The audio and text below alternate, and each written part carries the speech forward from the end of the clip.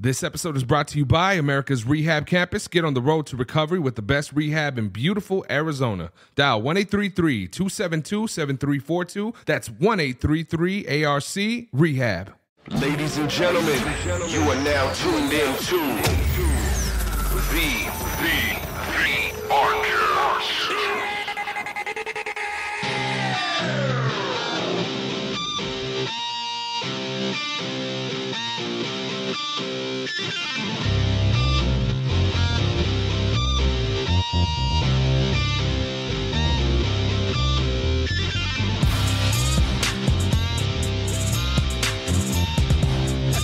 What up? You good? We're now. Good to see you, Unc. What's up, man? That's Ray. That's my uncle. He was on the first episode.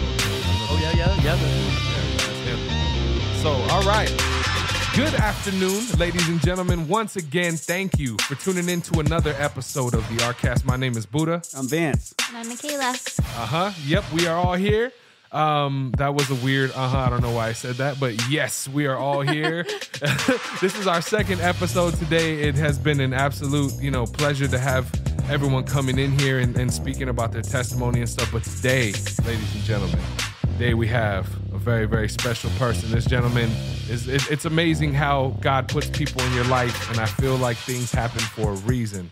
This dude, we're going to get into it, okay? But ladies and gentlemen, let me introduce you to my good friend, Coach Jay. What's up, Coach? What's going on, bro? Welcome. Hey, right. How you doing, man? I'm good.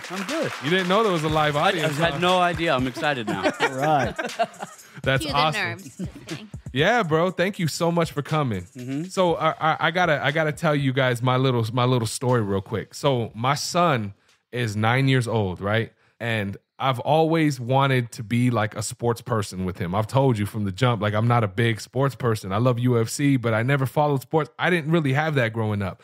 So my wife, who is an amazing human being, comes home one day and she goes, "Hey, I'm signing Michael up. We're going to do flag football." And we ended up going to this park. My wife and I, we went to the park, and wouldn't you know, man, I see Coach over there, Coach Jay, with some Broncos jerseys on. Wow. And it was right. super cool, man. He became a friend immediately. The moment we started talking, it just had a good spirit about him. And having conversation, we talked about, what we did for a living and stuff. And I had to tell him that I knew you, Vance. I'm sorry to have to throw your name out there. I appreciate that. Gave me some cool brownie points, you know what I mean? I threw your name out there, and he was like, "No, for real, he's from here." So it was really cool, man. Coach Jay said he wanted to come through, and he was down to share his testimony and stuff. And it's just amazing how God works. Vance blessed our team because he came through last week and he talked to the kids and he told them, to listen to your coach. And I am very happy to hear one more applause. We won our very first game. All right. We won our very first game. Yeah. It wasn't even close. It was fantastic. Congratulations, Coach. It was fun. I'm undefeated, so I was thinking about Undefeated, I was bro. thinking about just calling it. Nice. That's what's up, man. That's Tap what's out up. while we're still ahead. Yeah. And Hey, because of him, that's the reason why I wore my number 82 Bronco jersey It looks today. good too. Awesome. In Yeah. fact, can I give you a gift? A Denver Bronco signed that's football a card? Bronco one. Yep. There you go. Football cards. Yeah. All right. That's cool, man. You guys got to see Jay's face right now. He's like a little kid. I love it. That's cool, man. So, Jay, where are you from, brother? Are you from Tucson? I'm from Nebraska. You're from Nebraska. Yeah, I've been in Tucson now for, you said 2 months, but it's probably getting closer to maybe 3 months. Oh, yeah? It's between 2 and 3 months, yeah. So, Not very long. Nebraska, Arizona, polar opposites, I'm guessing, in every single way. Had you ever visited Arizona before? So I have visited Arizona, but not Tucson. Not Tucson. My wife and I last summer came down to Phoenix to visit a friend, and man, it's like a different world. Yes, it is. It's Yeah. like, I don't know, have you ever been to Nebraska? I never have. Explain a I little bit. actually have been to Nebraska. Where at? Omaha. I think, no, not Omaha. Lincoln. Yeah, well, that's Went what I to figured. Lincoln. So that's what everyone said. Like, I always try to be very specific that I'm from Western Nebraska. Okay. Because they're like two different states. They are. Is it really? Yes. Is Oh, Lincoln, yeah. Is Lincoln like the cap? Like, Yeah, Lincoln's the capital. Yeah. Omaha, that's Really? all over on the east side. I wouldn't have guessed Lincoln's the capital. I Yeah. thought I went to like a little teeny town. No, that's our city. That's crazy. I went. Wow. We were at the mall, and you can like pretty much see the other side of the mall while you're in the mall. And I was like, whoa. Yeah, during a Husker game, Memorial Stadium is the third largest city in the state, I believe. Is it? really? Wow. Yeah, they sell out every game, so Wow. that's where all the people are. Oh, on a wow. Saturday. But I'm on the other side. I'm on Western Nebraska. Super. You want to talk about the town I grew up in was it's about 7,000 people. Okay. And the town- That's it. Yeah, Wow. and then the town I moved here from is about 20,000, so it's kind of a big city on the western side of. It's a railroad town, so I moved to an airplane town from a railroad town. Oh, Very different. what do you but prefer? Yeah. I really don't care. The trains, that noise that the trains do scare me. Oh, man, I'm not a you- big fan of them. I don't even notice. I don't like it. It's weird. It's The just like jets shake my whole house. Yeah.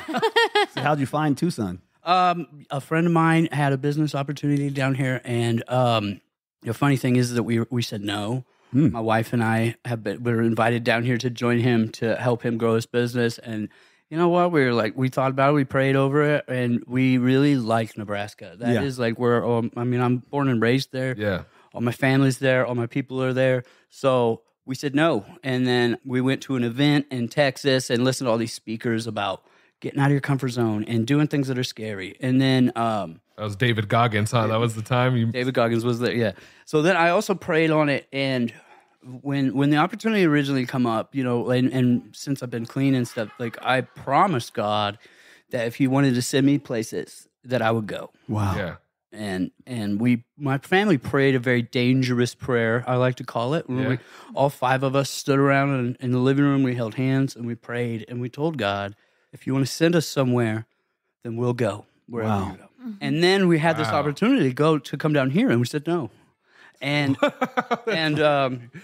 and I remember praying on that, and I remember I was sitting in church service, and I remember hearing God tell me, "You told me you would go wherever I sent you, That is beautiful, brother. and you told me no." And guess who became obedient, though, because of that? So then I came. You did. Wow. Absolutely. In one other of words, he said, no, Nebraska. I like that. That's a good one, man. It's one of the scariest prayers you can pray. That is because I mean that's really talk about letting go and letting God. That's the definition right there, dude. Yes. Like you know, but I think the fact you said a key thing, all of us together, holding hands, praying, that takes a special. It takes a lot to get to that point to be able to trust that process that God is working in your life like that. Well, like you said in the last ARCast, you said that where 2 or 3 gather. Yeah, that's true. Absolutely. Exactly. Amen. I'm there in the midst. And that's exactly what happened when you were in your prayer. Amen. The Lord So- answered it. So you guys just up and moved. Nebraska, did you own a house out there? Yeah. Wow. Yeah, we sold. We sold so many things. Like not just our house, we sold our camper. We sold out to doing whatever. I'm just convinced that we make these moves that, like, when we're obedient and we do what God tells us to do, we don't always. I mean, I'm the kind of person that I always want to see through the end of things, right? Yeah. So I I don't care about the next move. I'm thinking 3, 4, 5 moves down and what's going to happen. And I have to just get comfortable with the fact that He doesn't always show me that. Like Yeah. sometimes He's just going to tell me to just take the step and worry about the rest later. So I really, this whole time I've just been like, well, I'm like, what is it? Like, what? Maybe it's to sit in a room with Vance Johnson Yeah. and do a podcast. I don't know, but What's really awesome, though, is what you're saying is you decide to be obedient. yeah, for Awesome, sure. brother. That's amazing. And it's amazing how opportunities present themselves too, man. Like, I mean, I think about, you know, there's times where I'm like, okay, God, what are we supposed to do? What are we supposed to be doing right now? I heard somebody tell me, a pastor one time say that God works in seasons. He said, look at how the summer turns to the fall and then to the winter and then to the spring. Like God works in seasons. He doesn't work like this. And we want God to work like this, but that's not how He works. So by being obedient, I think about the different opportunities. This podcast, for example, dude, I could not, honestly, brother, and this is just me speaking from the heart, I couldn't ask for a better coach for my son, dude. Like, your energy, the way that you are with the kids, like 2 months of coming into a brand new state with no experience and already you wanting to coach kids, like that says a lot about your character, man. Like for me, you know what I'm saying? So the energy that you put out and the way that you are with the kids and stuff, like everything happens for a reason. Yes, it does. That's right. agree. And like you said about the different seasons, like you said, that's Yeah. what the word says, in season or out of season. Yeah. So thank you for that. Yep, that's real, man. So that's super cool. So you were in Nebraska. Take us back to your early days, like right when around, you know, when you started dabbling. How old were you? So it's really tough to narrow it down. I'd say probably 10, but I think it all started with cigarettes. Like, Yeah? I think it all started my parents had divorced when I was probably 7 or something. My dad had moved out of town, so he wasn't really around. So it was really just my mom, and my mom was working her tail off to support 3 kids. So she was working nights a lot, and I was the youngest of 3. So my sister was 2 years older than me. My brother was 4 years older than me. So they had already kind of had some experience. So I just kind of got to join right on with them. Yeah. So I started smoking cigarettes probably around 10, 11 years old. And then that grew to, I think the first time I got drunk, I was probably 11 or 12 off vodka or something. And then I started smoking weed right around that same time. And that all kind of grew till I would say 2000, or not 2000, holy cow. Like 98, 99, I was like 14. I think I was 14 in 99, which would have been the summer of when I was 14 years old was the first time I did meth. First time I did coke, mushrooms and acid, like all the heavy stuff from back then was probably about then. So by 15, dude, I was just rolling. I felt like a veteran. And I thought I was pretty cool back then. Did you have any fear of trying all of these different things, or was it just kind of like, man, this one feels good? What does this one do? Yeah, for sure. Thing? No, that was it. Like, I think, I remember, and I remember yesterday I was going to talk about this part, is that like in ninth or 10th grade, I was never shy about it. Yeah. Right? Everyone knew that I smoked weed. Really? I didn't even care. Wow. Yeah. I mean, I got my first weed ticket when I was like 15. Did you? Yeah. And it was waiverable. So it's like $100 fine anyway. So Yeah. I didn't even care because there's really no repercussions. What's Yeah. $100, right? Well, thanks for your transparency. Get this thing started. Yeah. So we had a debate in my high school class, and I remember this real vividly. Is they were debating us over weed and like about getting high and about getting messed up, and that there were these, and I'm sure it's probably a lot of what gets taught here, like these underlying things of why you're doing these things, right? And I was just so loud and very confident in myself about. I remember yelling like, I smoke weed to get high, and they were trying to tell me that I smoked weed to hide from all these things. And I was like, that's ridiculous. Now, I know that there are people who do that use these things to hide and to, but I was just having fun. Yeah. And that's what I convinced myself for a long time, that I was just having fun and that there's no underlying stuff there. As an adult now, I realize that that's pretty bogus, but try telling an arrogant 15, 16-year-old that. Oh, yeah. Wow. Yeah, no. it ain't, you ain't getting through to a 15-year-old, man. We think we know everything. You know what I'm saying? And real quick, you can cut this part off if you want to, but I wanted to say, so can I use that? People get high to hide, to get high, but actually you get high to hide. Yes. Wow, I like that, man. Yeah. That's powerful. I never heard that before. That's cool. Yes. So you were in high school. Did you graduate high school? Yes. Yeah. You did? Yeah. I went to an alternative school. I feel you. I'm right there with you. It was the first alternative school in Nebraska. So I went there in the 9th grade. In the 8th grade, I got expelled twice and was told by my principal that I may as well just drop out of school as soon as I turned 16 because he said, you'll never make it anyway. Wow. So I went to alternative school. And by the grace of God, I actually graduated when I was 16 instead of having to drop out because I was able to work at my own pace. And yeah? Wow. It's a gift and a curse, though, because 16 is still... If you graduate out of high school, there's no rush to get working. At least for me, that would be my thought process. I was just partying. Oh, yeah. Me, that would have been me all day. Dang, 16 years old. So you graduated. Did you, well, I don't want to go into that, but I was going to say, because I cheated my way out of alternative school. I would attribute it to methamphetamine. Yeah? Wow. It helped you. At that age. Yeah, well, yeah. Me and my friends would just get some dope, and we would stay up all night and just do homework. Yeah. Were you ever diagnosed with anything? Did you ever have like ADHD or depression or anything like that? I probably did, but we were pretty low income, and we didn't really mess with doctors and stuff unless we. And thank God, because I have my own opinions on the drugs and stuff that they give to youth on those things. Wow. I feel you. But I think that that's a good point because a lot of people who traveled the same road as me, that is kind of how they started. Yeah, man. Because they were given drugs. Absolutely. What did I just say in the last episode? Yeah. That's exactly how I started. When I was a kid, because of my injuries, they would put these different types of drugs inside of my body, and that's where it started at. Yeah, I bet they just dope them up. But Yes, they did. They doped me up. Even I when was- you're in the NFL, they dope you up so you can get back on the field I'm sure they still do, probably even more now. to this day. Like, look at Tua with the Oh, Dolphins, man. I saw that. I'm over here thinking, like, what the hell are they doing? Having him come back into the next game, and I don't know. There's some shady stuff in the NFL, like that I've heard stories. You know what I'm saying? That's a whole new ARCast. yeah, that's a whole new ARCast. But I mean, it's crazy. Didn't you say you guys have like your own doctors and all of that stuff too, right? Oh, yeah. Yeah. Yeah, we had our own doctors, but they gave us what we needed to do to get back on the field. Wow. And it was legal, but illegal. That's crazy, man. So you graduated from high school. Did you go to college? No, so I graduated from high school and went to Job Corps. Job Corps. About 3 months after I graduated from high school.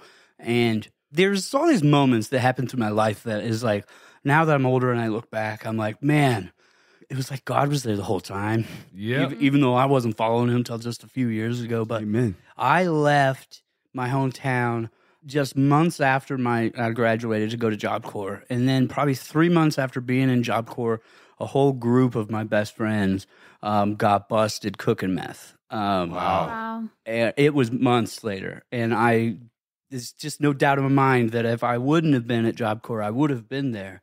So there was all these moments throughout my life that I like missed out on getting busted Yeah. that probably or could have been like a pivotal, okay, and now you need to change your behavior. Yeah. But I just skated on Or through. even worse. Yeah. You know, I skated on through. So it just made me feel more and more invincible. Like I was good at this, you know? Wow. I was good. I was good at partying. That was what I did. I threw good parties. I would always have people over. That's what I thought I was good at it. So, You're able to go to work and stuff all the time too? yeah, I was, no you issue. know, yeah, you know, Functioning. pretty functioning. Yeah. Okay. So how long did that last? You just being in your party days? Oh man. So then throughout my 20s, you know, I smoked pot the whole time, right? Obviously, but like meth, you know, small town, sometimes it's around, sometimes it isn't. And I would just do it when it was around. But throughout my 20s was almost all alcohol. Like I was just a mess. Yeah. I was just a disaster. I would drink. I mean, I used to joke that I would get drunk twice a day. So I would get up in the morning and get like blackout drunk by about 3-ish and then fall asleep, you know, take me a little midday nap and then get up again at like 8 and do it all over again. Oof. It was just, it was a mess. I was exhausted. And I'd say at that stage, that was me definitely burying things and definitely just drinking because I didn't want to deal with all the reality of all the pain that was going on around me. So I was just drinking and then I didn't have any pain. And then I thought I was just Mr. Good Time. You know what I mean? Yeah. I'm just throwing parties. I'm at the bar. I'm having fun. I'm just, hey. And, you know, looking back, I was falling asleep on the bars. I was a mess. I was a disaster of a person. Wow. And I was like a bull in a china shop, just running around, just drunk all the time and being super disrespectful because it doesn't matter because you're drunk. And, Yeah. You know what I'm saying? You're reminding me of my career right now because when I was in my 20s is when I first started drinking too. And I would actually get pulled over sometimes by police officers. But since I was at Bronco, instead of them taking me to jail, they would escort me back to the house. And then it got to the point, like you said, every single day you were drinking, the Broncos would make me show up about 4 hours early before the game so they could detox me before the game. So and guess what I was doing? Like you said, partying. Just partying. I was just partying. I don't see what the big deal is. I'm just having a good time. I don't know what you people are so upset about. I'm just having what I was doing. Wow. You know? That's crazy. What was who was the police officers that said you went to college with one of with Reeves, right? Dan Reeves? With Dan Reeves? Yeah, that's why he like took you to the Nevada state line or something like that. That's crazy. Oh, yeah. You reminded me of that story too because I was in my 20s when I was out in California because my agent had ripped me off and had taken over $200,000 out of my bank account. So I went out there because I planned on killing him. Well, I was drunk and I was going over 150 miles an hour and I got pulled over by a police officer after this helicopter flew over top of me. And when the cop came up, he walked up to me and he took my ID and he found out that I was Vance Johnson. He said, I went to college with Dan Reeves. So I'm escorting you back to the Nevada state line and you can't come back to California for 3 years. So, Crazy. so obviously what the enemy means for evil, God is going to work out for good. So I appreciate your transparency and talk about what was going on in your 20s and your addiction. I appreciate your transparency. Wow. This whole time, I'm naming my cat Vance and That's awesome. watching you on TV. You named your cat Vance? Yeah, we had a cat named Vance. We had a cat named Sammy after Sammy Winder. Yeah. Yeah. Wow. My family members were naming their animals after me too when I was in the NFL. That's funny. Wow. Vance. You know, I was definitely telling Buddha, I definitely had your poster on my wall next to Carl Mecklenburg and, obviously Elway and Elway. But And this is amazing how God had a plan for us to meet this year. Yeah. it's wild. Almost 3 months, you get into Arizona, Tucson, and since for the last 3 months, right? Yeah, 3 months. 2022. Guess what? I've been gone for 33 years, and I got back at the beginning of 2022 here in Arizona. I'm telling you, that's how God works. This is a God Crazy. thing. Yep. Yeah, I met Vance at the beginning of the year, man, for the first time. Yes. And it's just crazy how things work themselves out. Same with Michaela. Yeah. Met Michaela for the first time this year. And I met that godly young woman up in Phoenix. Remember? First time we met? Yep, we did. Yeah. It was with the ARC staff that took us out to eat that night. It was. Yeah, that was a good dinner. It was. All right. Well, I haven't eaten anything yet, so let's not talk about food. But no, man. Getting back on it. So your 20s. I'm guessing because of your drinking and everything that you went through, you probably messed up a lot of relationships with your Man. friends and your family, right? Mostly women. Yeah, I Probably, feel you on you that. know? Like, as far as family goes, my mom, my mom's going to listen to this, but my mom, it wouldn't matter what I did, right? My mom would support me. She loved you. Yeah. So I would say that there were a couple of times where my mom definitely confronted me about it, but for the most part, she kind of looked the other way. My mom went into recovery when I was a teenager. So she went to rehab when I was in like 5th or 6th grade. And so I grew up throughout my teenage years going to NA, right? So I would join my mom all the time. And we would go to camping trips and things like that with them. And my friends' moms were in there too, because we're in a town of 7,000 people. You know, Yeah. people who party flock together. And in that size of town, everyone knows each other. So we would go to these NA events, and our parents would be literally in a circle around a fire having a meeting. We would be over on the other side just getting stoned. Like, Wow. wow. At the NA Two meeting. different worlds colliding right there, man. So my mom, it's not like my mom was one of those like real naive parents. Like she was, I just think that my mom just kind of told herself that, Yeah. but in my 20s, the relationships that I would, a lot of friendships, a lot of screwing people over because you don't really care because you just blacked out the whole time. And then, I had one ex throughout my 20s that I was just a horrible person because I barely remember. I didn't meet my wife. I met my wife when I was like 28. Wow. 28, I think, yeah. Guess how many exes I had in my 20s? Ex-wives. Guess how many? 3. 4. I'm sorry, I lied. 5. Oh, yeah. See, he has a hard time remembering too. Yes. So when you met your wife, were you already in recovery, or did you go through that journey with her? So this is where it gets fun. When I met my wife, I tell you how we met. We met because I was pretty hungover, and my brother and his wife were visiting. And it was one of those classic phrases that guys ask when they look at like a sister-in-law and you got any hot friends? And and I remember I was at a point in my life, I was actually in a really good place in my life. I wasn't clean, I wasn't sober, but I was just getting over this relationship that I had been in for years and years. And I had been out of that for like, probably 2 years. And I know that's a long time, but it didn't seem like very long, you know? Yeah. So I'm still trying to get through that. And through that process of being so connected with another person, I decided that I was just going to live for me and just focus on me. And I got to this point, I was in this 1-bedroom apartment. I was independent after being homeless because of my drinking and stuff. So I was in a really good place. And I was going to find someone because I wasn't going to look anymore, right? I'm not going to try to find somebody, and I'm not going to try to go out of my way to impress other people. I'm just going to be. And I remember the day we met, I asked my sister-in-law that, and she's like, well, I got this friend. I can see what she's doing. And I hadn't cut my hair like in months. I just looked awful. And I remember that was part of my strategy, right? I'm not gonna try to freshen up. This is it, right? And That's funny. we went out. We actually met at a fast food restaurant for the first time, and went out to a bar later that night. And I feel like we hit it off. I had her laughing, and that's pretty much my number one goal, right? And then I did what I do, and because we were at a bar, and I can't really have a drink without having all of them, right? So I don't remember leaving the bar. And this is like me meeting this chick for the first time ever. I don't even remember leaving. I was so blacked out at that point. Wow. We get back to my place. My brother's there with his wife. You know, there's people, we're all hanging out, and everyone's like, let's go get some breakfast.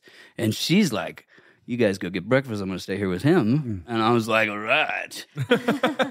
And they all left. And I think we were trying to chat and stuff. And she asked me, well, what is my name? And I couldn't remember her name.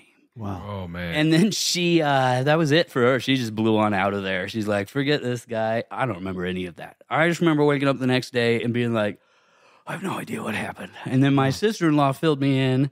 So then I messaged her on Facebook and was like, hey, sorry about that. And then we went from there, but I was not clean. I was not sober, but she had no idea. Wow. She knew that I smoked weed. She knew that I drank, but she didn't know about the meth. And that was a point. Like, at that point when I met her, I was pretty heavy. I was using pretty heavy. I was surrounded by people who were using very heavily, but like I said, I was fairly good at it. At least we think we are in those moments, right? Like I see people now that are high, and I'm always like, oh, they think no one knows, right?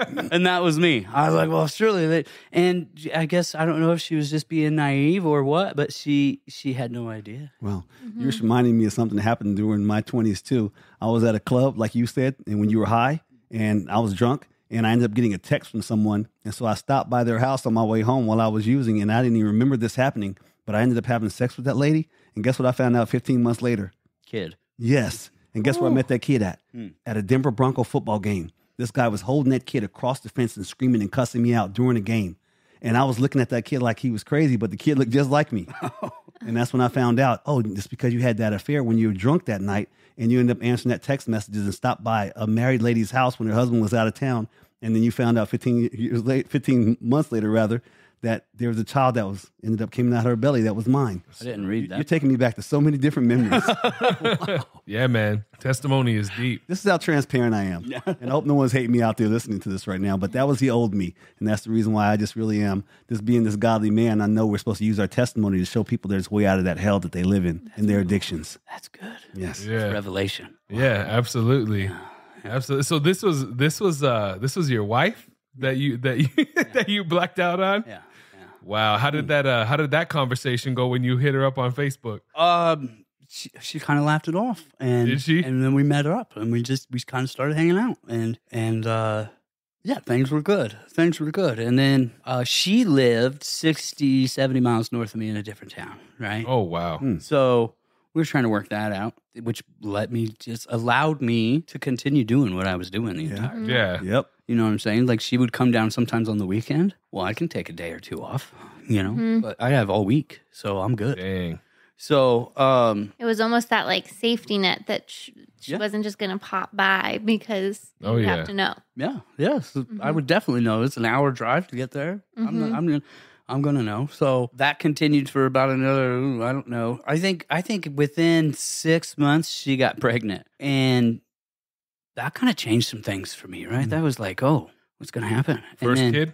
Yeah. Well, we lost that one. We lost that one. Sorry. So, I'm sorry. thanks. You know what? I appreciate that. But then, but it kind of drove us together closer, right? And so eventually I moved to her town, which was a big deal for me because I lived in that was my hometown, and I moved away. And it was like, okay, fresh start, you know? Is that why you left? You just wanted something, wanted a change of environment? We had gone on a vacation together for like a week. And I remember just being like, I don't want to be away from this chick, you know? Yeah. Like, this chick's cool. That's sweet. That's cool. We were like friends, you know? And I don't want just the weekend thing, right? So as ungodly as it was, I packed up and moved in with her. So then I move up there, and I'm like, man, I got a fresh start, and I can do things different. And I didn't. Because 60 miles isn't very far. Wow. You know? Yeah, it's not. I got you. You know, if you want some dope and it's only an hour away, you're going to go get you some dope. Yep.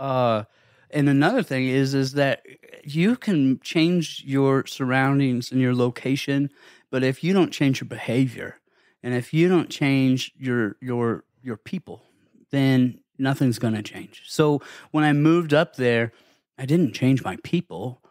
They were just different people, but they did the same things. Yep. Yeah. I didn't change, I just was hanging around the same people in a different place. Yes. Hey, it makes me think of you when you say you can take the brother out the hood, but you can't take the hood out the brother. Right. That's exactly what I think of when you say that. Because it's true, man. I mean, you can go to China. If your state of mind ain't changed, you're gonna fall right back into that same hole. Yeah. That's crazy. Okay, so you guys ended up moving in together, and she started learning the real Coach Jay. No. No, not yet. I'm good, man. I'm Yeah. good. It took a while, a couple years probably. Wow. Then let's see. Well, let's fast forward a little bit. I'm still doing the same things. I'm still taking trips down to my hometown to get dope if I need it. All of this, like, completely without her knowledge. And then I ended up, like, a couple years into it, I ended up having an affair. Is it an affair if you're not married? I ended up cheating on her. Yeah. And she caught me, right? Eventually she caught me, and it was nasty. It got real ugly. And I probably could have saved things, right? But I didn't want to, because I was like, well, if this tears this apart, right, then I can go be who I really want to be, right? I can go get as high as I want. Yeah. I don't have to act like this straight-laced person. And we did have 2 kids by this point, right? So we have 2 kids at this stage. And I'm like, oh, I'm out, right? She kicks me out. And I use that as, well, you kicked me out. Yeah. Instead of the things that I had done wrong, it was like, well, you kicked me out, so I'm leaving. So I left. And then this is that dark place I was telling you about. Okay. So I move out of her place and I move in with this friend of mine who just did the exact same thing with his longtime girlfriend. All right. We'll argue and like, well, we'll just get rid of them. We'll move in together. Bachelor pad. Yeah. Yeah, I can just imagine the conversations. Bro, we're gonna have chicks. We're gonna do some stuff, man. We're gonna have so much fun. So I was kind of looking forward to it. Whatever, man. As long as I can still see my kids. Yeah. At that point, I didn't feel like I was in love with her, and it didn't matter anyway. Yeah. I was too high to even really be too connected to my feelings anyway. So I move in with this guy, and I move into his basement, and it is about as worst case scenario as I could probably imagine. One part that I don't really tell a whole lot of people, like, because it's one of the most shameful things that I've ever done in my life. Yeah. And I never share this, but I'm gonna. Okay. I made a conscious choice to share this. Okay. Is that I got an inheritance from my great grandmother right around. I mean, my great grandma died like when I was in my teen years or something, early 20s maybe. And I had no idea that I had this inheritance that she had left me for college. Well, I'm like almost 30. I'm not going to college now. But it was for college, but I could have it all by the time I was 30 years old if I didn't go to college. So that's right at this moment when I break up with her. I think we broke up in like March, and my birthday's in April. So I get this check. Wow. It was like $35,000. Wow. And the most shameful part is that I probably spent every dollar of that on meth. Yep. If it wasn't on meth, it was on just junk that goes along with that. Yep. I mean, I'm sure people around me were real happy because I was getting everybody high. Oh, yeah. All kinds of friends at this time of your life. We were doing it. That bachelor pad was on fire, man. We had a lot of dope, and it was just, looking back, like one of my goals since that moment was to replenish that money that I basically feel like I stole from my grandma. So when I did get that much saved back up, yeah, I was talking to my wife, this is fast forward, but It was just like, I got your money back, Grandma. Mm. You know, Cool. you know. But so I spent all that money and I spent all that time, and I had a job, but I wasn't really working. I was a Yeah. commissioned salesman, so you know they don't have to pay you anyways. So like whether you're there or not, whatever. Yeah. Ended up getting fired from a few different places for that, but I really didn't care because I had money. So Yeah. if I can pay my bills, I can get my dope, I'm fine. So then things got real heated with Megan and I. That's my wife. We got into a fight at her house. I was there to watch the kids. And she came home. I was going to watch the kids while she went out. She came home. She was hammered. I wasn't, but I was tweaking real heavy. So we're both outside of our minds. Yeah. And it got real physical. She's throwing things at me. I think I pushed her down. Yep. And then I went home without another thought. The cops show up the next day. Oh, you scare me every time. Sorry. I wanted What's awesome about I had to that? get the timing. I'm so sorry. You're reminding me of everything that I was going through too, because cops used to always show up at my house too. I had After five the diff- fact? Well, actually, my exes, my wife at the time, she would call the cops on me. So 5 different times the cops would come to the house. So thank you for your transparency. Real Yeah. quick, and I need to ask you for your advice because I just found out when I die as that former NFL ball player, if I donate my brain to a college, guess how much money they're going to give to my family members or whoever I want to leave the money to? Between hopefully a $3 lot. and $5 million. So Wow. I'm gonna need your advice because I don't want to leave my money to kids that are going to be in their drugs and stuff like that. That's So exactly what maybe after this podcast, you can give me some advice on how I can Yeah, talk man. to my attorney about how that money is going to be given to my family members after I die. Put it in a trust. Definitely. Put it in a trust. But did that trust also be able to say, you get this X amount of money, but we need to be able to check you out over the next several months to see if you're using drugs or With stuff that like much that? money, they better Okay. be able to put those stipulations in place. I think the important thing is the work that you do now. Yeah. It's the work you do now to instill in them, Wow. you know? Thank you so much for But that. when they're older, they don't run into that. Like, I don't fault my parents, but you know, maybe I'm too strict on my kids now because of what because I had a real long leash. You got good kids, brother. You know? And you're supposed to be got strict good on your kids. kids. That's biblical, what just No. came out of your mouth, No. though. Because Yeah. it says in the scriptures that even God, he's strict on us because guess what he said? Mothers and fathers are supposed to be strict on their kids. I got to try Your to be. kids are awesome, man. Your daughter's a sweetheart. Your son is a heck of a ball player, man. Like, Awesome. They're wild. Yeah, good kids. Good great. kids. Mine's a Because wild. they got too. a good dad. It happens, bro. I mean, I think every single one of us in a relationship, you know, we may not admit it, but it always, you know, there's always stuff that happens like that behind closed doors, you know. I know Eva and I have gone through some crazy stuff too, but you know, I think there comes a point in your life where you decide if this is either going to push you guys closer and bring you guys closer, or if it's going to tear you guys apart. You know, so what was it that made you finally be like, all right, man, like I'm done with this right now. I don't want to do this anymore. What made you decide to choose her over your addiction? Oh, hold on here. So, Reverse. so we go through that fight, and then the cops come at me. Yeah. There's a moment where I'm sitting in that basement. I've got this charge pending and everything. And this is a pretty important part here because my phone rings and it's a phone number I don't recognize. And I answer the phone and it's this fella he says he's a pastor. He says, "Hey, I'm a pastor. I'm opening this new church here in town. And your name got brought up, and I wanted to invite you over for a barbecue so that we can meet, and maybe you can come join us at this new church." And I'm in this basement of this crack house, essentially.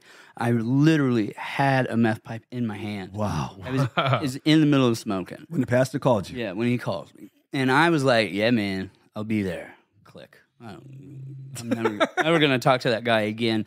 I had that charge pending, and we had gotten in a fight. The pastor thing will come up, I promise. But Okay. No, you Megan and I had gotten in that fight and everything, and I knew these charges were coming, and so I was going to end it all. I feel like if I can be real open about something, I feel like I've probably been suicidal as long as I can remember. Yeah. Because ever since I was a little kid, I've had those thoughts. Me too. So I put myself in a car, and it was. I feel like it was in the morning. I remember getting me one last bowl. I'm going to smoke one last bowl. I get in the car. I run a hose from the exhaust into the window, and I get in this car. I loved that car.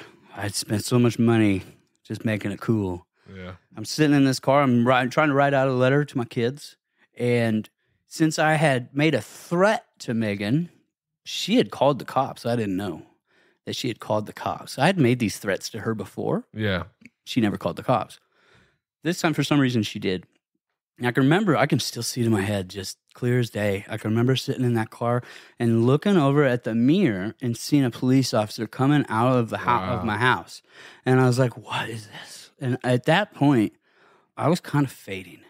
And he was approaching the car, and I can remember that I couldn't hear. It was just like a loud ringing, just bzz, the whole time. I couldn't hear anymore, and I was really starting to get real drowsy. And this cop, my doors were locked, and he's trying to get in my car. And he pulls out his nightstick, and he's going to break the window to pull me out of the car. And I remember, like, I'm minutes away, right? Wow. And I remember thinking, oh, don't break my window. That's what you were worried about. Right. Yeah. I love this car. And I remember being like, no, don't break the window. I'll open the door. So I cracked the door enough for him to rip it open, and he literally pulled me out of the car. Wow. And he's yelling at me, and my roommate comes out of the house, and he's like punching me because he's so upset at me. Yeah. And then the cop gets him away, and the cop was like, I don't really remember a whole lot about that moment, but I remember him asking me, do you want to go to the hospital? And I was like, well, I guess, right? So he takes me to the hospital. I had no idea that I wasn't really being invited to go to the hospital. Like, in those moments, you have to go to the hospital. So they take me to the emergency room. I didn't go to the behavior health yet. They take me to the emergency room. Yeah. I'm in the emergency room where I see an emergency doctor. They do all these tests on me, and they run my oxygen levels and stuff. And he tells me, like, look, man, like, 2 more minutes in that car, and that's it. Wow. Lights out. And they leave me in this room, which is really weird for someone who just tries to commit suicide. They left me in this room for like 5 hours alone. Wow. And then by the time it's over, I was like, all right, I'm good, right?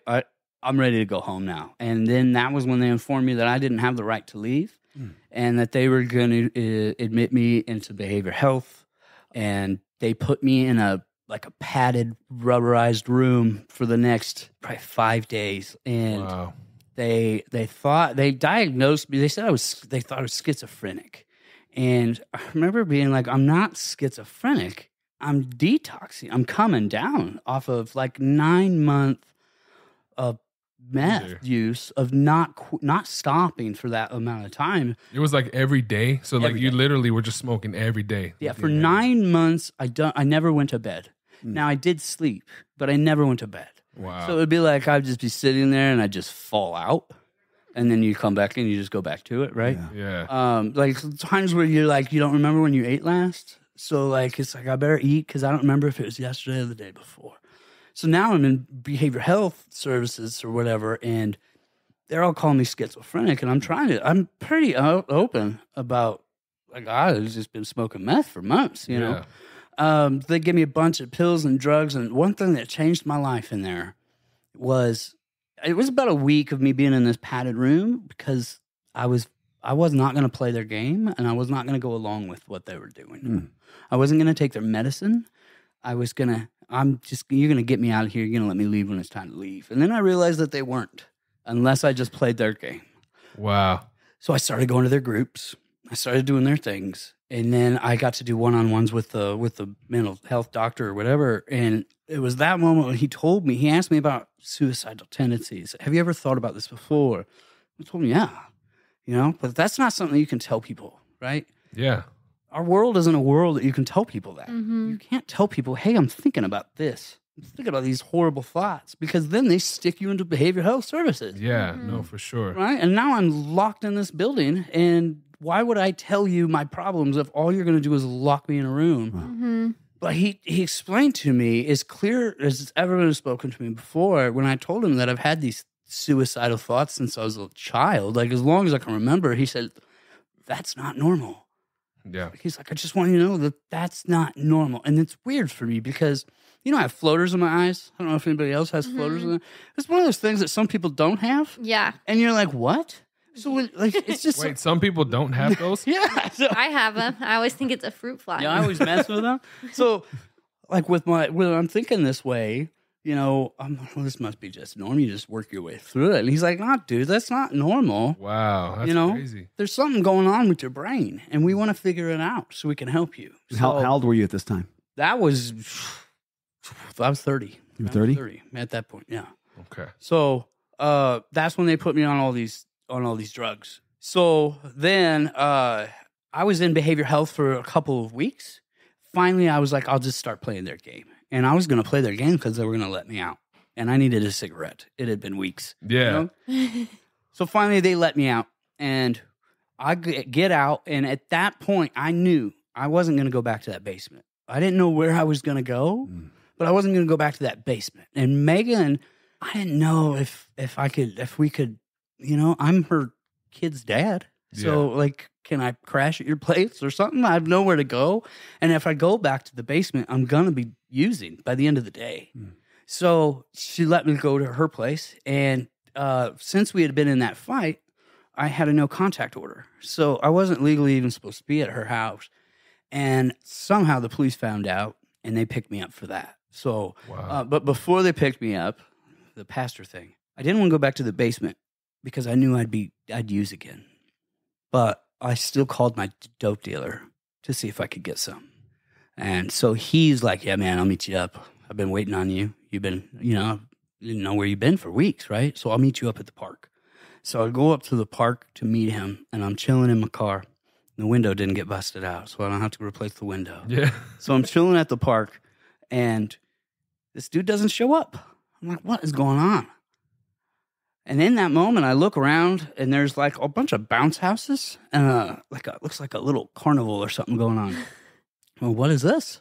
And I'm nosy, right? Yeah. So I'm going to wander over there and we'll find out. So I walk right up there, and I'm like, hey, I got some kids. We just live a couple of blocks away. What's going on? Well, we're opening a new church here in town. So, and I was like, oh, wow. I think that guy called me. And they were like, oh, our pastor, that's Pastor Dave. He's right over there. And I'm like, I'm just going to go find out if this is the guy that called me. I walk over there, and I'm like, excuse me, man. I think you called me and invited me to a barbecue. And I swear this guy looks at me and he goes, are you Jason? Wow. I was like, how does this guy remember? This is like 6 months ago. So turns out it was the guy who had called me. Wow. While I was smoking meth, invited me to this barbecue that I said was the most ridiculous thing. I'll never be like, whatever. Yeah. And there he is, right? And he's like, our church opens, in like a month or two. We're just doing this to try to introduce ourselves to the community. Wow. We'd love to have you come visit our church. And I'm like, dude, I'm gonna. If you guys are about bounce houses and having a good time, I'm going to grab, Megan, my girlfriend at the time. I'm going to grab my kids. We're going to come check out your church, right? He's like, cool, I'll see you there. So then a couple of days later, I'm outside having a cigarette at this house that I'm not supposed to be at because I have a protection order. And then the cops roll up and they just take me right to jail. And I didn't get to go to that guy's church when I said I would be there because I spent the next 3 months in jail for violated protection order. Yeah. Wow. So one thing that I like to tell people about jail, like I've been to jail a lot. Like this is the last time I had went, but it wasn't the first time I had went. Yeah. Been there dozens of times. It's it's a place you can kind of chill out, get some free food. You got to hang out with some weird people, Yeah. Most of those people that are in there are proud of it. Yeah. But 3 months, I had never been in there that long. So I did what everyone does in jail. I read the Bible. If you've been to jail, you'll notice that God's real heavy in there. Yeah. His presence is everywhere. And almost every inmate I was in there with read the Bible. So I decided to. Wow, that's interesting to hear you say that. I've never heard anyone say that before. Dude, there's so much Jesus inside jail. It's phenomenal. Because you know what? People don't. It's not like prison. Like prison, I know there's a lot of drugs and stuff, right? County jail, there really wasn't as much of that. So these people finally have a moment to get clear-headed for the first time ever, and now they're digging into the Bible. It's beautiful. It really Guess what? is. I need to cut you off on that one because you just now took me back to some scripture. Because guess what Jesus said? You visited me in jail. He said that in scriptures. Really? He said, I was sick, you visited me. Yes. I was in jail, and you visited me. And everyone was asking, what are you talking about? He said, to the least of those you have visited me. And so what you just now said is biblical, man, because when you're out doing your drugs and everything, you're not visiting Jesus. But when you're inside jail, you're not really allowed to get into those drugs. Yeah, he's everywhere. Yes. So it was in that jail, Lincoln County Detention You had that Center, experience.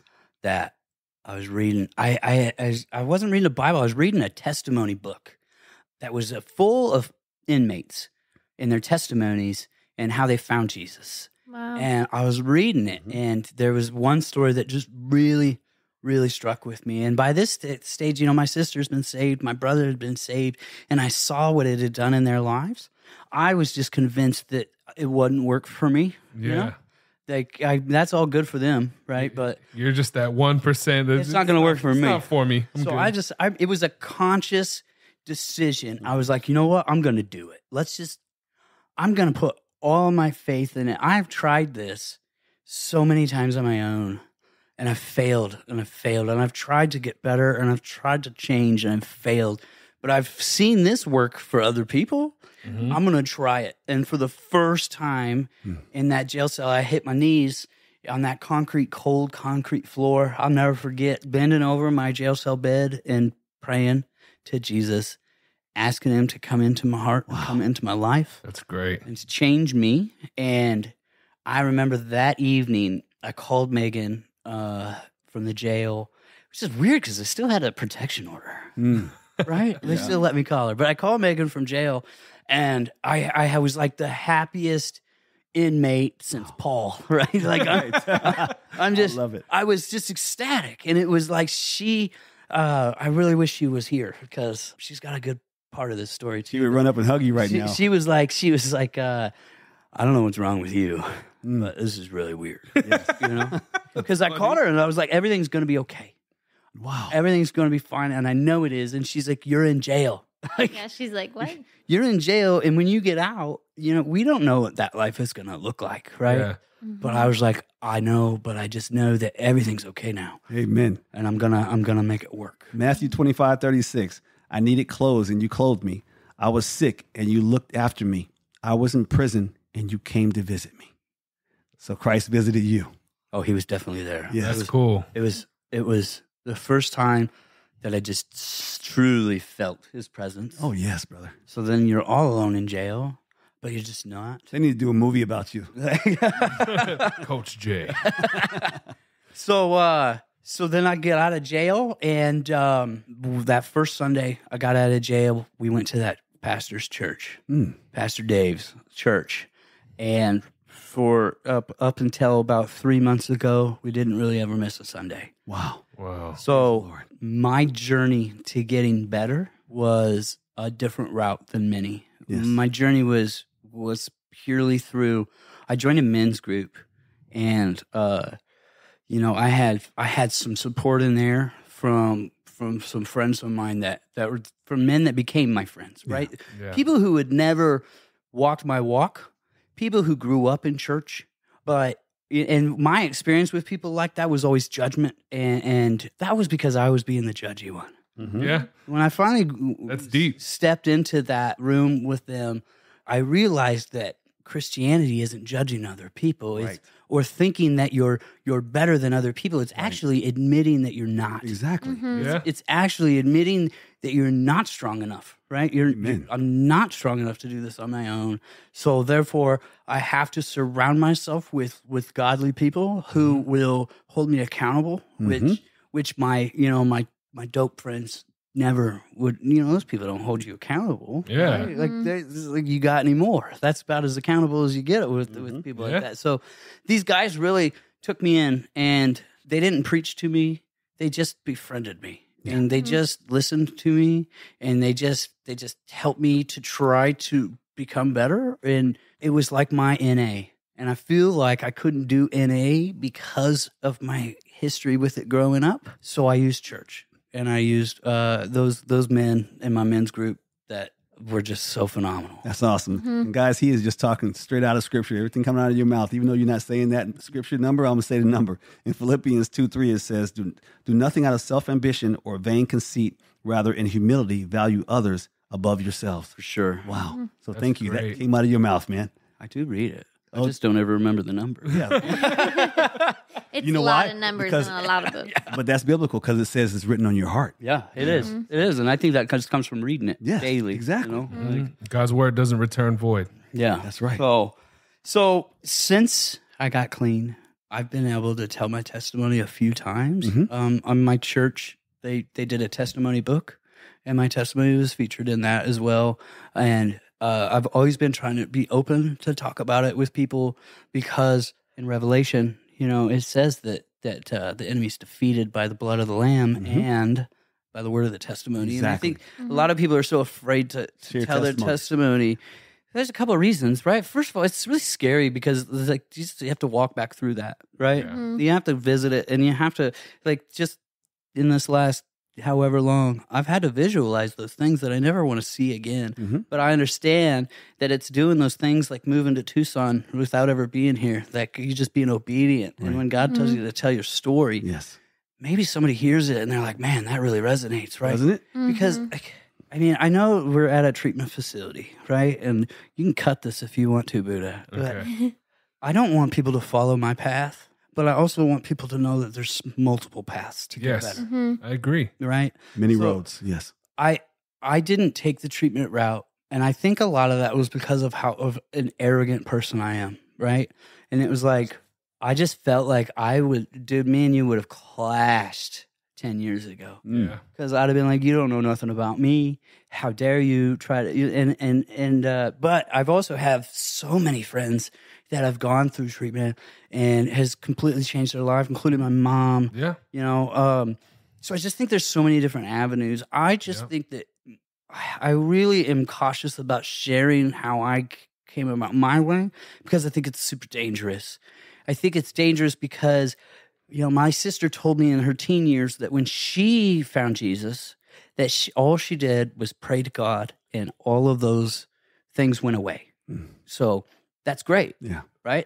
I'm so happy that happened for her. But in my teenage brain, I was like, well, that's the answer, right? So then I tried it, and it didn't work. And then I tried it, and it didn't work.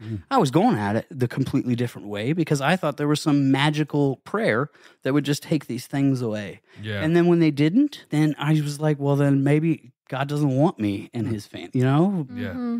So, but the weird thing is that in jail, I prayed that same prayer, and it did that thing. Right. It's just before I was trying to test God. It's a heart posture Yeah. thing. Yeah, It's where- exactly. it's where you're at, because even if we don't know, we're not being real with ourselves. God knows. God knows when you really are at rock bottom. This is my cry to you. Or I'm just going to see, I had a friend that used to say, if God's real, then he should turn on the lights. And it's like, well, that's not God. Yeah. No. That's not how that works. He's Yeah. so much bigger. But than nice that. try. He's so much bigger than that. And even in a relationship one-on-one with God, I mean, you start learning he's way bigger than any of us could give him any credit for, like Way bigger. when they say like during your darkest times, praise God. During those horrible things that go on in your life, praise God. We talked about somebody losing their son. He praised God, and they asked him why. It was King David, right? Yeah. And he said, why? And he said, just because, like, God is so much bigger, like so much bigger, man. And I mean, I really do feel like it's amazing. It's amazing just to see the growth and to hear your testimony and where you're at now, And you reminded me real quick because I've shared my testimony over 27 times around the country this year. Just And- this year? Yes, just this year. And I always let people know, listen, before I get started in my testimony on how I became clean, there are many roads to recovery. Yes. Yeah. That's how I started off. That way people don't think that I'm judging them just because I got clean in my walk based off of, my testimony with Christ, and how, just like you said, you didn't have to go to a drug and alcohol detox facility or to a treatment program, but there was your road that you That was my road. exactly. Yeah, man. Someone else may have a different road. I just caution people about taking it. I don't think it was the easy way. right. Like, Yeah. That's why I don't judge anybody in the not. road to recovery. yeah. Well, Matt, shout out to Matt. He always says that recovery is a tailored suit. Yeah, for sure. And I mean, it really is. Just the same way we had a conversation in the last podcast, how I feel like education isn't set for everybody. No, Going to yeah. college isn't set for everybody. Right. You know, with recovery, there's going to be different paths. There's going to be, but I really do think a key to what you said is, you know, there's a certain point in your life where God speaks to you and you just got to listen to what he's telling you. Yeah. You know, if you can do that, I think that's number one, man, because it's surprising to me to see the amount of people that we see here that try and come in here and get clean, but they have no foundation. They have no higher power, you know, and for me, it's God. For us, it's God, you know, and I believe in God. But for somebody out there who's completely lost, it's like, brother, you need to find something. Yeah. You can't build your house on sand, brother. Your whole foundation, your house is gonna break down. Yes, it is. You need to find a solid foundation, or how do you grow from that? That's right. You know what's really awesome, brother? You had your experience with God while you were in jail, right? Yeah. I had mine when I was in treatment. Yeah. So See? Like Yes. he's all over. you just proved it. Exactly. He's gonna find you. Yes. You know But what I that mean? shows you that God meets you where you're at. You know, Yes. And we used to always say at my church, you know, that this is a place where God meets you where you're at. You don't need to be. Not normally all the people going to church don't have their life together. That's why we're going to church. We're trying Majority each don't. day to get closer and closer to, you know, living that life that God has for us. And I think that there's this warped view on Christianity and in the church right now, and this stigma that's going on that like it's just a bunch of perfect people, and if you're not perfect, you can't come, and if you walk in, you're going to be judged. And you know, I live up north in Scottsdale, and so you really see it there walking into a church there. If I don't have my Sunday best on and my new designer bag and shoes, you know, like you get the eyes, and it's like that's not church. That's not Jesus. That's our flesh. That's totally not what church is about. And so it's just interesting, you know, how everybody meets God differently, but that's how it's supposed to be, because God meets you where you're at, not That's so Very true. where personal. you need to be. Yeah. They always say in one of my Bible studies years ago that I went to, that it's our human nature to want to take the elevator to whatever God has planned. But in reality, we have to take the stairs. And I always think that's a really cool visual, because we want it right now and we want to know the answer. But if we knew the answer, would we need God? Mm-hmm. Exactly. You wouldn't need any faith. You wouldn't need faith. Yeah. You know, I like what you said earlier. That was another thing that you said that I really liked, where you said, you know, going to the church, I'm over here thinking like that they're judging me, but that was me being judgmental. I was to the one them. judging them. Yeah. And I've never thought of it that way. I've done that before in my younger years. Like, oh man, like, you know, are these people really mad? My wife fights with me because I get like, I want to go to church in shorts, and she's like, you should just dress up a little. And I'm like, and I understand where it's coming from, but I'm like, hey man, I came into this world naked. God don't care. I'm gonna go to church like this. But I mean, it's me. Whenever I get that like back against the wall, it's me judging other people. Like, you know what I'm saying? I never even think of it that way. Yeah. On Sunday, I showed up. I mean, I was wearing my Russell Wilson jersey. Yeah. And my wife, the whole time I'm getting elbowed. I can't believe you're wearing that to church. I'm like, it's Raider Day. I have to wear it. It's the Lord's team. I mean, why do these people care what shirt I'm wearing? Of course, we don't have a church yet. You know, we just moved here. Yeah. So I was like, we'll just see how they treat me then. And Hey, we had football Sunday at our church. You wore your jersey, and our pastor was a mega Dallas Cowboys fan, and we're a family of Eagles, so you know we call them cowgirls. And I had a really close relationship with the pastor of the church at the time, and you know babysat his kids, and he'd always call me up on stage. No, please don't. That's funny. So then I started going neutral. Cardinals. I'd wear Cardinals because you know that's the Arizona team, so you can't give me crap there. Yeah, no, that's true. That's funny, man. That's hearing your testimony it's really cool, because you know being able to meet you, it's weird. I keep going back to that. It's so strange how God works things out. You know, meeting you on that field the day that you. Okay, this is my question for you. You're here for 2 months. yeah. 3. 3 months. 3 months. Okay. 2 months just sounds so much cooler because it's like he just got here 2 weeks ago. He's ready to go. We could have stuck with 2, but Vance has got to correct. It's you've been here for 3 months. Yeah. What was it? How did you get that thought in your head? Like, I want to start teaching kids. Like, I want to get involved. Where did that come from? That's amazing to me. Okay. It was because I showed up to the first parent meet, and I was the only dad there. Oh, really? Really? Yeah, that was it. And all the moms were like, I don't know anything about football. And I was like, It makes I'm going to be honest with you, man. I had no desire to do that whatsoever. But I think it was I just think it's one of God things. Yeah, dude, I think he so just too. puts you in these moments. It makes me think of the scripture in Ephesians where it says God always gives you abundantly more than what you could ask or imagine. And to me, you know, outsider looking in, I feel like that community of football parents, like that could almost be your extension of like a group that you had back in Nebraska, but with the parents here, and you're in a position to meet more people coming in someplace that's new. so cool, dude. And it's kind of crazy because like everyone, like we're all, it's like a group of coaches, really. You know, Yeah. Like, the parents are all there. Like we've gotten to meet. That is how we've gotten to meet Buddha, and you know, if he's ever not busy, we'll be able to hang out or something. No, we're going to, man. We're going to. It's really, really cool. Like just to see that. We were at the game on Saturday, and you know the opposing team, all right, the losers, we'll call them the losers. They were over there on the other side of the field, but they had this huge Broncos tent. huge Broncos tent. Like they were setting up for the Super Bowl over there, right? Yeah. And I told Coach, I said, "Yo, Coach, check it out, bro." And he goes, "Hey, man, I got Vance the other day. I don't need that." So I had the real thing, right? You know. Yeah. But no, I think what you said has definitely a lot of truth to that. You know, you let God take control, and God gives you more, way more than you need. You know what I'm saying?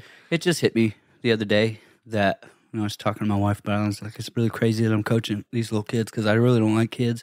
It's kind of a funny thing that I used to say at my old church all the time. Like, you're never going to put me back there in the children's wing to watch the kids because, you know, I don't really like them. You know, I like my kids, but I don't really like other people. But man, I've really had a lot of fun. It's been great. Yeah, we were coming home from the game, and I was just telling Megan, like, this has been a lot more fun than I thought it was going to be. Wow. You just reminded me of another scripture. I didn't mean to cut you off. No, I like it. I like that you know the scripture. Oh, yeah. And guess what Jesus told God when he didn't want to have to go to the cross? He said, "But let thy will be done." That's exactly what you said. It's one of my favorite parts. There you go. Yeah. And so even though you don't want to be around kids, let thy will be done. Yeah. And guess who you're around? It's been fun. That's been awesome, fun. And Dude, it's going to do a lot more for me. You're amazing at it. I would have never thought. I thought you did that out in Nebraska or something. Never in my life. No, but I've studied leadership for a really long time, and it can't be much different. All for a purpose. All for a purpose. I just want to make sure that they leave the season liking football because I think it's the most fun game in the world. I just really enjoy football a lot. And That's great. Any age, right? I will go watch Little League football even if my son's not playing because it's entertaining and it's hilarious. Yeah. Like, it's really funny to watch. So Man. I don't know how or why it ended up that way, but it's been fun. Dude, that's so great. This makes my heart happy. I mean, I love hearing that and I love seeing it because it's. I'm telling you, you would have never thought. I thought he had been doing that, so I was anxious to ask him. I thought you had been doing that, so you just showed up and there was no other parents there. Yeah, and that makes sense because when I pulled up the very first day, they were like, "What's up, coach?" And I'm like, "Hey, I'm a big dude. I don't know nothing." Like, you know what I mean? But yeah, that's really how it is. Like all the dads are on the field. We're all, you know, kind of helping out. Coach takes the lead, but it's like the kids. I mean, you're amazing with them, brother. We're gonna make them all Bronco fans. Awesome. All right. I'm okay with that. I'm all right with that. One thing I will add about my testimony, because she can't be here, is my wife. Yeah. I just want to shout her out because she had so many opportunities to turn and run. Not only opportunities, but she was encouraged multiple times to turn and run, and she didn't. And you can cut this also if you want to, because I don't know your program, but I know that there are moments when, you know, in interventions, whatever that show's called, right, where they tell them, like, okay, at this point, you have to walk away from this person. I don't necessarily subscribe to that because I believe that if my wife would have taken that advice, I wouldn't be here today, right? She wouldn't have made that phone call. That officer wouldn't have shown up. My wife and my mom, obviously, you're right, my parents, but my wife, my parents, your parents don't necessarily have an opportunity to walk away, right? They're your parents. Mm-hmm. Yeah. My wife did, and she didn't, and I credit her so much on my testimony. You know, I credit Jesus first and foremost, but my wife, he definitely used her as his tool, and she stuck with me even when I told her not to. She was still there when I told her to go away. She saved me, and once I recognized that, holy cow, that is God's child right there. Yeah. Praise That's the Lord. God using her to save. That was God. Yes. Mm-hmm. Just through her, she doesn't ever like to take that credit, but I know she's going to listen to this. So I wanted to make sure I put that in there. Hey, shout out to her. Yes, absolutely. And I want to validate it's because of her, because Scripture even says that godly woman actually, with an ungodly man, eventually can sanctify even that ungodly man. And so it's because of her. Yeah. Give God praise, brother. Yeah. Awesome. Thank you, dear, for that. Yeah. Behind every great man, brother, is a great woman. Even though she's a Chiefs fan, it is what it is. Yes, I tell everyone stay loyal to their team.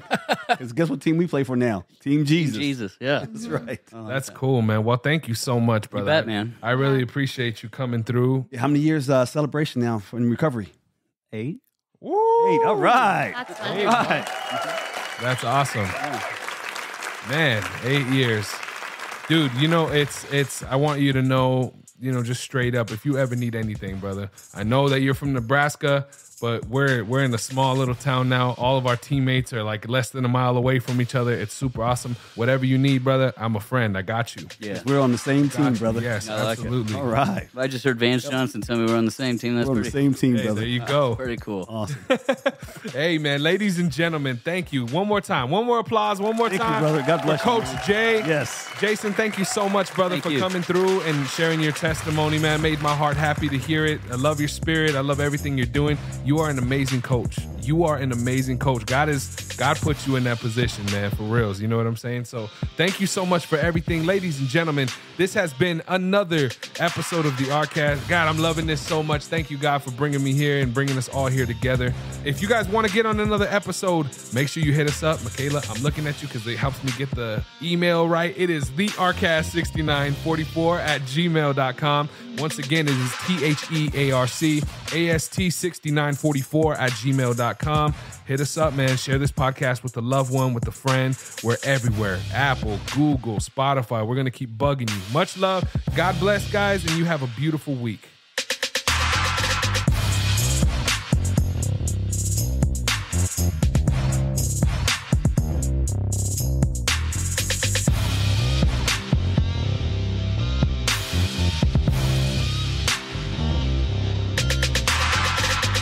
What's going on, everybody? This is Buddha from the ARCast, and I just wanted to thank you for checking out this week's episode. It means a lot, and if you could share it with a friend or a loved one, somebody you need in recovery, or maybe somebody who just needs that little bit of extra positivity in their life, we'd greatly appreciate it. If you would like to join us here on the ARCast, either in the studio live or online, hit us up. The links are down in the show notes of this episode, and on there, you can find direct links to our main website here at Americas Rehab Campus and all of our social media platforms. Follow us. We keep the posts positive and motivational, focused on recovery, health, and wellness. As you know, in this modern day and age, we need as much love as possible, y'all. And as always, if you or somebody you know is in need of substance abuse treatment, please don't hesitate to give us a call. We're open 24 hours a day, and our direct phone number is 1-833-272-7342. Once again, that phone number is 1-833-272-7342. I hope you all have a beautiful rest of your day. Much love and God bless.